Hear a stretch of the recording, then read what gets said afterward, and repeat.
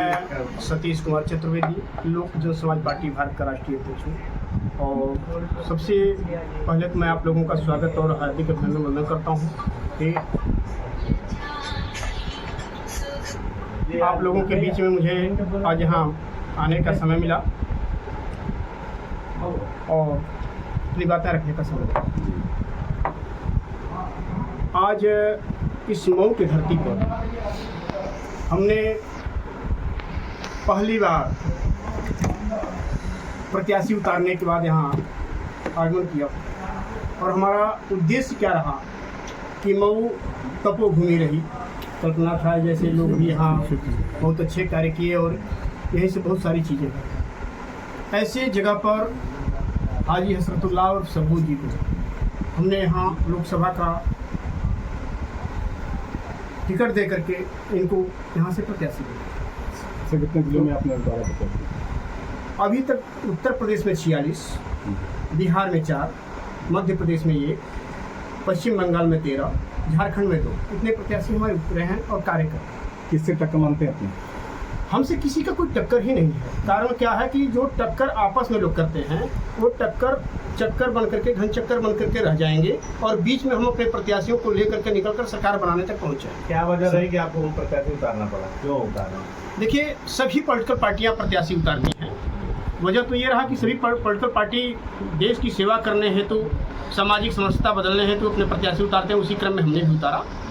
लेकिन हमारा मेन उद्देश्य क्या है कि लोग सिर्फ और सिर्फ जनता को लुभाने का, छलने का कार्य करते हैं। जब कोई मुद्दा आता है तो उसमें अपने आप को डाइवर्ट करने के लिए, अपने बातों को डाइवर्ट करने के लिए तमाम तरह की नई चीज़ों को ला देते हैं। लेकिन कभी शिक्षा पर कोई वार्ता नहीं होती है, स्वास्थ्य पर कोई बात नहीं होती है, चिकित्सा पर कोई बात नहीं होती है, नारी सशक्तिकरण पर कोई बात नहीं होती है। ये सारे बातों को लेकर के हमारी पार्टी आज चुनाव मैदान में है, क्योंकि आज तक मीडिया बंधु भी ये जानते हैं कि जब हम थक और हार करके अपने घर में जाते हैं तो अपने मन की बात अपने बीवी और बच्चों से करते हैं। लेकिन इस देश का झूठा प्रधानमंत्री लगातार 2014 से आज तक मन की बात करता है जनता के बीच में। कभी जन की बात नहीं करता, कभी रोजगार की बात नहीं करता, कभी बेरोजगारी की बात नहीं करता। और ऐसे स्थिति में आप लोगों को पता होगा RDX पकड़ा गया था, तब इनको पता नहीं था किसने लाया, तब इनको पता नहीं था कब आया। लेकिन ये नारा देते 400 पार। ये कैसे आपको पता हो गया 400 पार आपको? जब आपके देश में कोई आतंकी चीज़ आती है तो आपको पता नहीं कि कैसे आया, कहाँ से आया, कौन लाया। और 400 पार जो बंद बक्से में जाएगा वो कैसे आप जान लेते हो 400 पार हो जाएगा। घोसी लोकसभा में आपका चेहरा, प्रत्याशी उनका चेहरा नया होगा, तो कैसे उसकी सर्फिंग करते हैं? देखिए, घोसी में चेहरा नया नहीं है, इसलिए कि संयोग से मैं रामविलास पासवान के पार्टी में जब था, मैं रामविलास पासवान के साथ काम किया हूँ, कल्याण सिंह जी के साथ काम किया हूँ, शरद पवार जी के साथ काम किया हूँ। उन लोगों के साथ मैं जब था तो मधुबन सीट से भी हमारी प्रत्याशी लोजपा से उतरी थी और मऊ से हमारा बहुत पुराना नाता रहा, क्योंकि आपके मऊ के ही रहने वाले अशोक राजभर हैं, जो संभवतः ओम प्रकाश राजभर के मौसी के लड़के कहलाते हैं। वो हमारे पार्टी के पिछड़ा प्रकोष्ठ के प्रदेश अध्यक्ष हैं। तो इसलिए मऊ से हमारा नया नाता नहीं है, बहुत पुराना नाता है। और खैर, हाजी हसरतुल्लाह तो आपके बेटे हैं, आपके भाई हैं और आपके ही वहाँ के रहने वाले हैं, बाहरी हैं नहीं। और लगातार ये भी संघर्ष करते आए हैं, आप लोगों के बीच में अपनी लड़ाई लड़ते आए हैं, जन सेवा करते आए हैं और जन का आवाज़ उठाते आए हैं। इसमें कोई नया चेहरा नहीं। राजीव राय ने कहा है कि इस बार आने वाली 4 तारीख तक जितने लोग हैं सब यहाँ से भाग जाएंगे, सब हवाई हार की घोषणा कर दी सबकी। उन्होंने कहा है कि जीत तय है, बस 4 को घोषणा होनी बाकी है। देखिए, अहंकार न रावण का रहा है न उनका रहेगा, इस पर मुझे कुछ कहना नहीं, क्योंकि 100 पुत्र रावण के थे, उनका तो पता ही नहीं चला। ओम प्रकाश राजभर कह रहे हैं कि शेर का बच्चा मैदान में है। बिल्कुल ठीक कह रहे हैं। ओम प्रकाश राजभर अगर शेर ना होते तो जिस योगी आदित्यनाथ को कटोरा थमा रहे थे, जिस मोदी को गरिया रहे थे, और वही ओम प्रकाश राजभर 2017 का चुनाव याद कर लीजिए, उन्होंने एक नारा दिया था कि जो अखिलेश यादव को वोट देगा वो अपने माँ बहन के साथ ऐसा करेगा। उन्होंने नारा दिया था और वही 2022 में कहे कि अखिलेश मेरा छोटा भाई है। तो अब ये बता दीजिए कि जो नारा दूसरे को देते हो कि वोट देगा, तो आप तो वोट दिए और गठबंधन किए, तो इसका मतलब आप भी अपने घर में वही कार्य किए जो दूसरे को कह रहे हैं। तो ओम प्रकाश राजभर की नेता में अगर आप तुलना करते हैं तो मुझे तो ये हास्यास्पद स्थिति लगती है, क्योंकि एक नेता इतनी घिनौनी हरकत करे, गाली गुप्ता दे, वहीं फिर जा करके तलवा चाटे, वहीं कार्य करे, तो ऐसे आदमी को नेता नहीं कहा जाता, ऐसे आदमी को चाटुकार और लालची और लोलुप कहा जाता। टक्कर कैसे देंगे तीनों प्रत्याशियों को? देखिए, हम पहले भी बता चुके हैं कि हमारा कहीं से किसी से कोई टक्कर नहीं है।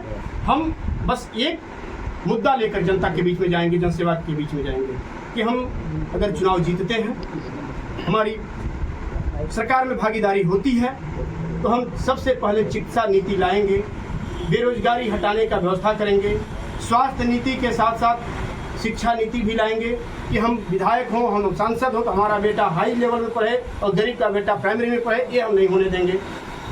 और दूसरी चीज़, आप लोग एक चीज़ और देख रहे हैं, हर गांव में फ्री का राशन बांटने का घोषणा हुआ। एक निराधार और निर्वाचन आयोग के साथ अन्याय है, क्योंकि कोरोना काल में फ्री का राशन देने का हुआ था, लेकिन ये सिर्फ वोट के लालच में लोगों को फ्री राशन दे करके अपनी तरफ मोटिवेट। कोरोना से तो अब तक लगातार राशन फ्री में बट रहा था और 2029 तक बढ़ रहा है। तो अब चुनाव में क्यों? आप एक चीज़ ये जान लें, ये करे तो रासलीला है और हम करें तो कैरेक्टर ढीला है, क्योंकि इनके पास ना अस्तित्व है न कोई जमीर है, क्योंकि जो आपके देश का होनहार प्रधानमंत्री है वो मंगलसूत्र तक जाता है और अपना पहनाया हुआ मंगलसूत्र का रक्षा नहीं कर पाता है, तो दूसरे का क्या कर पाएगा? ये आप लोगों को खुद देखना है। और मैं आप लोगों से अपील करने आया हूँ बंधुओं कि आप हमारी आवाज़ बनकर, हमारे प्रत्याशी की आवाज़ बनकर, हमारा ताकत बनकर घोसी की जनता को जागरूक कीजिए और घोसी का सर्वांगीण विकास कराने के लिए हाजी हसरतुल्लाह और शब्बू भाई को लोकसभा चुनाव जिता करके पार्लियामेंट में भेजेगा। मेन मुद्दा क्या रहेगा? मेन मुद्दा हमारा मेन मुद्दा देखिए, शिक्षा नीति, स्वास्थ्य नीति और नारी सशक्तिकरण, ये बहुत मुख्य मुद्दा है। योगी मोदी 400 के पार। जी, परिचय बताएं। मेरा नाम हाजी हसरतुल्लाह शब्बू भाई, मैं घोसी लोकसभा से प्रत्याशी हूँ। मेरे अध्यक्ष जी ने चुन के मुझे यहाँ भेजा है और आपके आशीर्वाद रहा तो झंडा भी फहरा के जाएंगे। इस पार्टी से और लोक समाज पार्टी, लोक जन समाज पार्टी, ये भारत है। किस तरह की तैयारियां हैं आपकी? अभी हमारे राष्ट्रीय अध्यक्ष जी आपसे बताए भी हैं, कोई चीज़ पे हम लोग कायम। सामने बड़े-बड़े पेपर लीक हो रहे हैं, इस पे क्या कहेंगे? ये बीजेपी सरकार में लगातार पेपर लीक हो रहा है, जिससे युवा निराश है, क्या कहेंगे इस पे? भाई देखिए, ये तो बीजेपी की शुरू से आदत हो गई है, आज तक में कभी कोई का काम ही नहीं हुआ है, बस वादे पे वादा होता है, बाकी कोई काम नहीं है। तो अगर आप चुनाव जीत जाते हैं तो युवाओं के लिए क्या सोचे आप?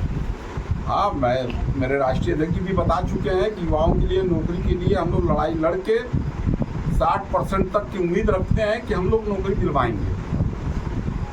बड़े-बड़े नेता है, पुराने नेता चुनाव लड़ रहे हैं। मैं नेताओं की बात नहीं करता, मैं अपनी पर्सनल बात करता हूं, क्योंकि मेरे राष्ट्रीय अध्यक्ष जी ने जो मुझे कहा है, हम लोग उस पर कायम हैं। ठीक।